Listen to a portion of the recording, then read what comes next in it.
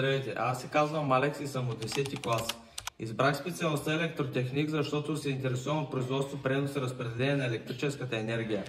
Училището ми дава възможност да получа знания и умения в професията и възможност да се реализирам в националните обекти на енергийната система. Здравейте, казвам се Адриан и съм от 10-ти клас. Избрах да уча тук, защото ме привлича професията, с която излизам след 12-ти клас.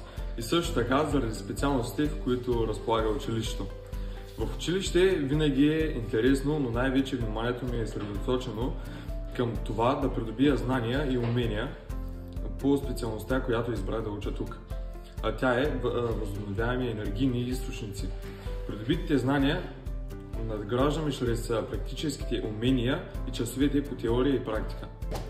Здравейте, аз съм Димитър Папазов от 12-ти Ж и уча в ПГ Ломоносов. За 5 години в електро мога спокойно да нарека себе си техник на компютърни системи. Тази специалност отваря 4 врати за професионална реализация. Като специалист по хардуерно поддържане на компютърна техника, софтуерен разработчик, системен администратор и специалист по сервизно обслужване на компютърна техника. Освен добре усвоените знания, благодарение на практическата част от нашето обучение, занятията в училище подпомогнаха на мен и класа ми да се установим като един истински екип. Здравейте! Аз съм Румяна Танева от 12-тия клас, специалност приложно програмиране. Доста често ме питат защо съм избрала тази специалност и отговорът, който аз давам е, че приложното програмиране ще е актуално както днес, така и в бъдеще. Това ще помогне да реализирам кариерата си в 5 основни направления.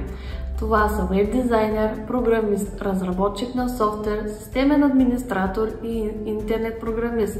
И след 5 години аз не съжалявам за избора си. Направете го и вие.